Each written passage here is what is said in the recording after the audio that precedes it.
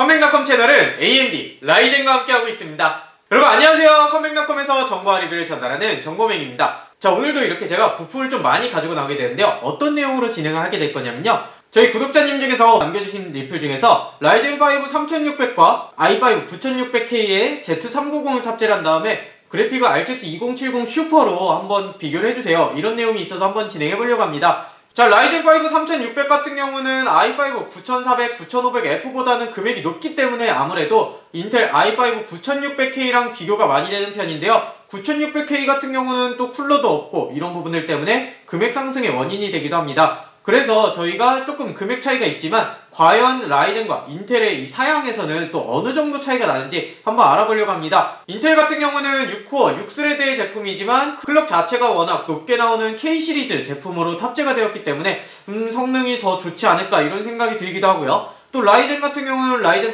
3600이 6코어의 12스레드 제품이기 때문에 이쪽에서는 또 멀티 작업인 작업 쪽에서 더 능하지 않을까 이런 생각이 드는 편인데요. 자, 먼저 사양을 한번 보도록 할게요. 인텔 i5 9600K 같은 경우는 기본적으로 들어가는 쿨러가 없기 때문에 저희가 발열적인 부분이 저렴한 쿨러를 쓰게 되면은 아무래도 잘 못 잡는 경향이 있더라고요. 그래서 무겐5를 장착을 하고 진행을 할 거고요. 그래픽 같은 경우는 갤럭시 RTX 2070 슈퍼 제품으로 탑재를 하고 메인보드 같은 경우에는 기가바이트 Z390UD 제품을 탑재를 해서 메인보드에서 램 오버클럭까지 가능하도록 세팅을 할 예정입니다. 자, 라이젠 같은 경우는 어떻게 세팅할 거냐면요. 이쪽이 사제 쿨러를 썼기 때문에 PBO 기능을 활용하기 위해서 만원대의 저렴한 앱코 X201 쿨러를 탑재를 할 거고요. 메인보드는 기가바이트의 B450 제품을 탑재를 하고 진행해볼 예정입니다. AMD 같은 경우는 가격 비교 사이트 기준으로 127만원대 금액이 나오고 있었고 인텔 같은 경우는 141만 7천원 정도의 금액이 나오더라고요. 그래서 거의 13만원, 14만원 이 정도 차이가 나니까 11% 정도의 금액 차이가 나는 상황에서 과연 이 두 제품이 어떻게 사양이 좀 차이가 날지 금액적 가치를 하는지 이런 내용들 같이 알아보려고 합니다. 자, 메모리는 둘 다 오버클럭 가능하기 때문에 3200MHz로 오버클럭하고 한번 그럼 진행해보도록 할게요.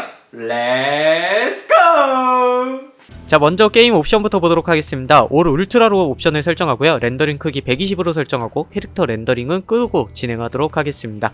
자, 왼쪽이 9600K의 RTX 2070 슈퍼, 오른쪽이 3600의 RTX 2070 슈퍼입니다. 먼저 3200MHz로 오버클럭 했을 때 거의 비슷한 프레임을 보여주지만 9600K가 더 높은 모습을 알 수가 있고요. 이렇게 부트캠프 내에서는 전체적으로 9600K가 조금 더 높은 모습을 보여주게 됩니다. 실질적으로는 한 4에서 5프레임 정도는 기본적으로 차이가 나는 걸 볼 수가 있습니다.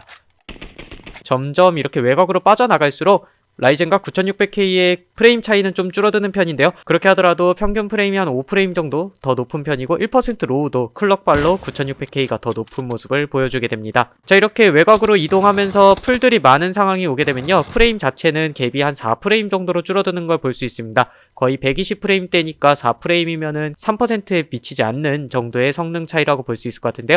1% 로우 같은 경우도 한 6프레임 정도 차이로 확실히 9600K와 갭을 줄인 걸 알 수가 있습니다. 둘 다 3200MHz로 오버클럭이 된 부분이다 보니까 CPU적인 차이로 비교를 해보실 수 있을 것 같습니다. 후반부로 갈수록 2에서 3프레임 정도 차이로 줄어드는 걸 볼 수가 있고요. 점점 이렇게 게임이 진행될수록 프레임 차이는 줄어드는 걸 볼 수 있습니다. 맵이 넓으면 넓을수록 라이젠 쪽이 조금 더 힘을 내는 모습을 알 수가 있는데요. 자, 여기서 배틀그라운드 3200MHz 오버클럭은 마치고요. 이번에는 램오버 없이 배틀그라운드를 한번 해보도록 하겠습니다. 똑같이 낙하 장면입니다. 왼쪽이 i5 9600K, 오른쪽이 라이젠 3600인데요. 이렇게 보시게 되면은 낙하하고 나서 프레임이 라이젠 쪽이 조금 더 높은 경우도 생기고 인텔 쪽이 높은 경우도 생기게 됩니다.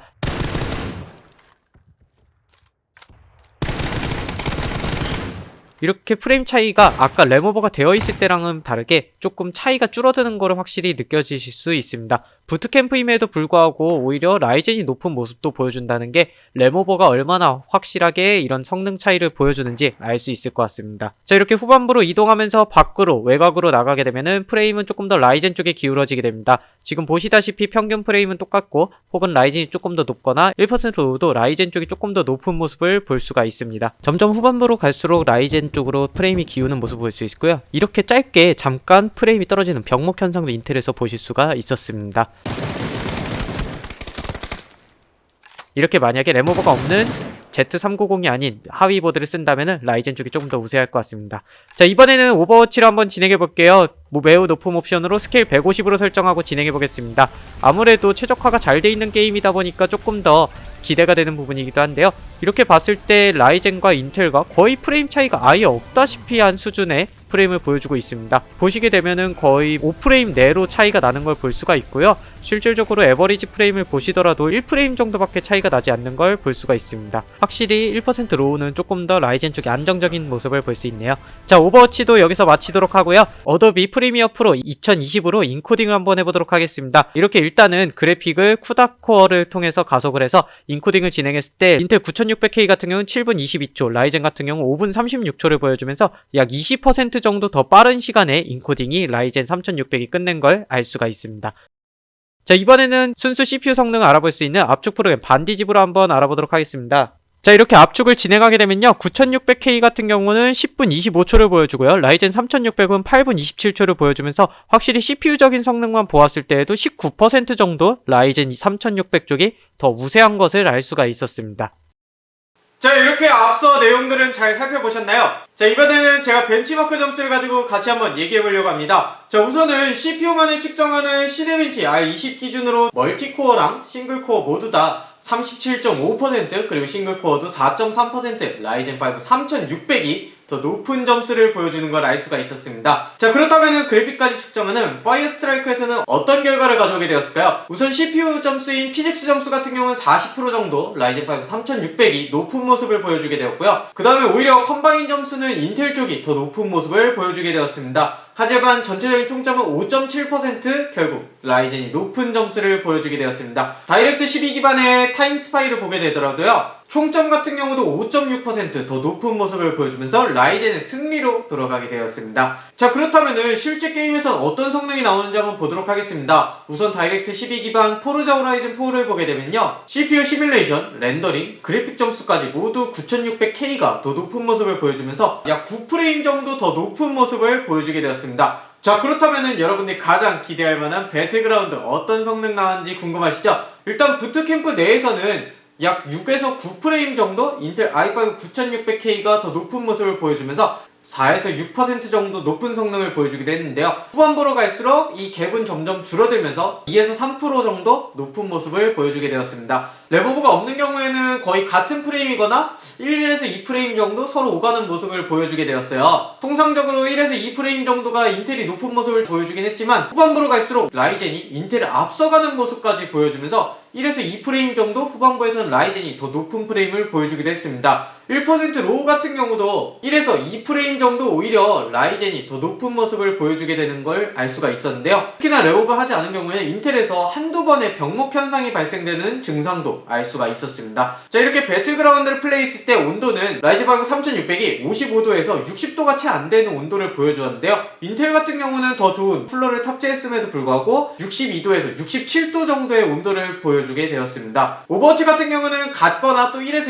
2프레임 정도 라이젠이 더 높은 모습을 보여주기도 했습니다. 그래픽 로드율 같은 경우도 통상적으로 인텔보다 라이젠이 조금 더 높은 모습을 보여주게 되었습니다. 자, 이렇게 게임까지 살펴보았는데요. 그렇다면 작업에서는 어떤 결과를 가져오게 되었을까요? 우선은 영상 인코딩 부분 한번 살펴보게 됐습니다. 라이젠 5 3600 같은 경우는 5분 56초, 그 다음에 i5 9600K 같은 경우는 7분 22초를 보여주면서 약 20% 정도의 시간을 라이젠이 단축시켜주는 걸 알 수가 있었는데요. 인텔은 내장 그래픽을 통해서 인코딩하면 좀 더 빨라요 해서 그래픽 가속까지 한번 써봤더니 그래도 i5 9600K가 6분 37초를 보여주면서 라이젠 5 3600이 11% 단축시켜주는 내용을 알 수가 있었습니다. 그렇다면 온전히 CPU만을 사용하는 압축 프로그램에선 어떤 결과를 가져왔을까요? 라이젠 5 3600 같은 경우는 압축에서 8분 27초를 보여주게 되었고요. 인텔 i5 9600K 같은 경우는 10분 25초를 보여주면서 약 19%의 시간을 라이젠 5 3600이 단축시켜주는 걸 알 수가 있게 되었습니다. 자, 오늘 이렇게 저와 함께 두 가지 제품을 보셨는데 어떠셨나요? 금액으로 봤을 때는 약 11%, 그러니까 한 15만원 정도의 지금 금액이 차이가 나고 있는 상황인데